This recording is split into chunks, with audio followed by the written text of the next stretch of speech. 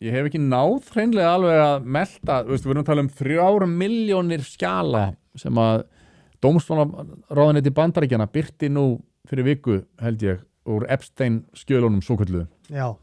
Eftir þessu hefur verið beðið, mikið eftirvæntingu og ég veit að ég hef ekki tíma til þess að fara yfir 3 milljónir skjala, ég hef aldrei að fara að gera það og ég hef bara svona rétt verið að reyna að fylgjast með þessu svona á x.com er kannski best held ég að fá þessar upplýsingar. Þú getur ekki ætlast til þess að lesa bara MBL, vísi.is eða rúf.is. Það er velja bara hvað þau vilja birta. Já, til þess að fá einhverja helsta að mynda þessu. En það sem virðist samt vera að koma í ljós er að samsæriskenningasmiðir og eðlu fólk svo kallað hafi bara mikið haft mikið rétt fyrir sér. Já. Í þessum skjölum er jafnvel þessi klikkaða kenning og elitan í Bandaríkjónum og Hollywood sé að drekka barnablóð. Já. Hún virðist fá byr undir vængina. Svo líka, manstu þetta Pizzagate? Já, og líka það. Þetta er bara, Jeff Epstein er bara Pizzagate. Já, og það er notað, hvað var það, 300 sinnum eða 900 sinnum, ég þór ekki að fara með, þú getur, þeir sem að lesa þetta með einhverjum AI og fara yfir í svona leitaforrit og svona, sjá að pizza reference er alveg gríðarlega algengt þarna. Já. Það er alltaf einhverju svona samingi sem að meikar ekki sens. Ertu til að panta pizzu fyrir þennan? Já. Þú veist bara, akkur þetta byggða Jeffrey Epstein, einhvern miljardamæring að panta pizzu fyrir, er hann orðin einhver pizzasendill? Þetta virðist vera svona eitthvað dulmál fyrir prostitút eða barna eitthvað, skilur hann var gríðarlega ánægður með pizzuna og hann vildi þakka kærlega fyrir pizzuna. Ég bara eitthvað lesið bara Michelin veitingastjörnum í hvert mál, skilur sem bara að tala svona eitthvað einhverja pizzur. Þú veist ekki að þetta er brjálað maður en við hefum væntanlegt að sjá mikið meira af svona greiningum þessara gagna á næstunni. Svo er eitt sem vakti mikla athygli að því virðist, þá er það bara þannig að Bill Gates og Jeffrey Epstein hafi einhvern veginn fyrir mörgum árum síðan byrjað að plana heimsfaraldur og viðbröð og hvernig hægt væri að hagnast gríðarlega á heimsfaraldri og skipuleggja allt hvað eina í kringum það. Og það er auðvitað sláandi. Ég tók Facebook post sem að Guðmundur Franklín setti fram. Þetta er hann búin að rita upp á íslensku nokkur stikkorð úr tölvupóstum sem eru þarna. Bandaríska dómsmálið var að birta 1000 blaðsíðna, bla bla bla. Hann talaði aflands bóluefnasjóði árið 2011, endurtryggingar kveikjur fyrir heimsfaraldara.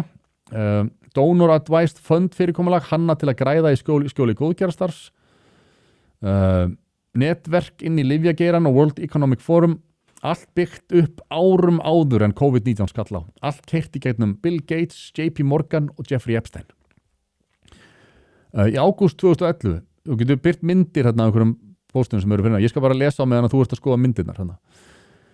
Í ágúst 2011 sendi Jeffrey Epstein tölvupóst á Mary Erdoes, forstjóra eignastýringadeildar JP Morgan upp á 2 billjónir bandaríkjadala, þar sem hann lagði fram Gates tengt Donor Advised Fund fyrirkomulag. Leiðbeining hans var að vera tilbúin með aflandsarm sérstaklega fyrir bóluefni. Forstjóri JP Morgan eignastýringar flaggaði þessu ekki á regluvörslu eða compliance. Hinn hljóðláti hluti staður uppátt sama mánuð, sama tölupóstkeðja, Epstein skrifaði til Staley og Erdos. Spennan felst í því að græða pening frá góðgerðarsamtökum þess að þurfa gróðurhlutirnir að vera í armslengd frá arkitekt þessa fyrirkomulags.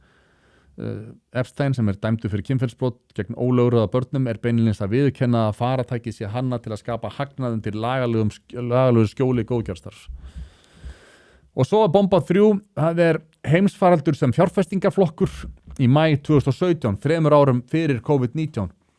Það er að Boris Nikolic, yfirmaður vísinda og tækniráðgjafi Bill Gates, sendir Epstein og Bill Gates tölvupóst Donor Advised sjóð og skrifar: Þetta getur verið frábær leið áfram fyrir nokkur lykilsvið eins og orku, heimsfaralda og svo framvegis. Þetta er, svo er talað um parametríska kveikju, parametric trigger. Það er sem sagt, að talað að ganga til liðs við Swiss Re, tryggingafélag, teymi sem þróar heilbrigðisvörur, gerði eitt fyrir heimsfaraldra.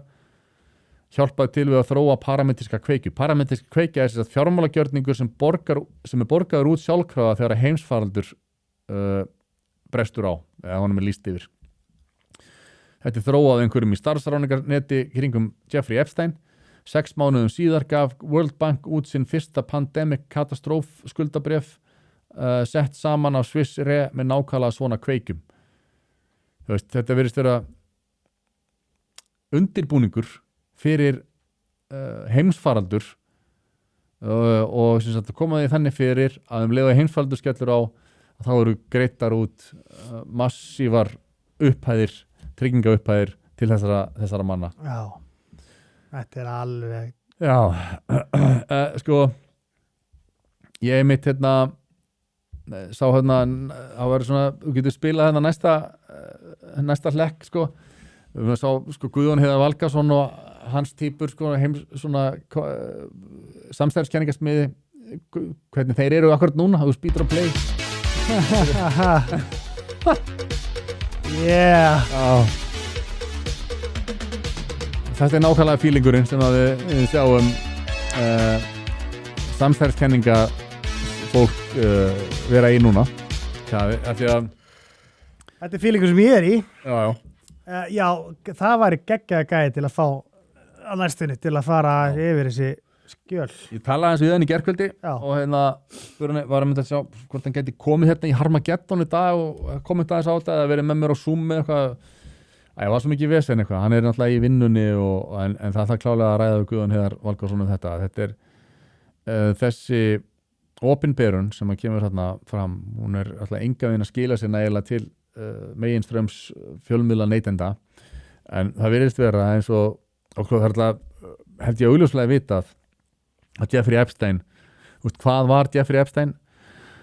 Hann hefur verið einhvers konar agent eða útsendari frá ísraelsku leyniþjónustunni. Hann setur upp net til þess að veiða elítuna í, sko, áhrifafólk, stjórnmálafólk, viðskiptafólk til þess að geta beitt sér fyrir hönd ísraelska ríkisins til þess að hafa áhrif á stefnur stjórnvalda, stórfyrirtækja og annað eins í þágu Ísraels. Já. Og það er bara svolítið orðliggjandi, sko. Og það er einhvern veginn að við skulum ekki vera að sjá ríkissjónvarpið eða stóru fjölmiðlana Vísi og MBL vera einhvern veginn bara að ræða þetta allt saman. Þú veist okkur það er brenglað, sko. Þú veist alveg okkur það er. Hverjir eiga fjölmiðlana? Það er alltaf... The Jews. Já, ég meina, Vísir og þeir gera ekkert nema stóru meginstöðis fjölmiðlana gera það. Það er engin pungur í þeim. Það er engin pungur í þeim. Það er bara þannig. En já, við höfum eitthvað að sjá og við munum fjallum. Ég ætla pottind að fá Guðjón Heiðar Valgarðsson til að kíkja betur á þetta. Kæru vinir, takk fyrir að horfa á stuttbrot úr Harmageddon. Við minnum á, það kostar ekkert að brosa og það kostar heldur ekkert að subscribe hérna á YouTube-brásun okkar. En ef þú vilt sjá þáttinn í fullri lengd, þá ferðu á broadcast.is og nærðir í áskrift. Takk fyrir.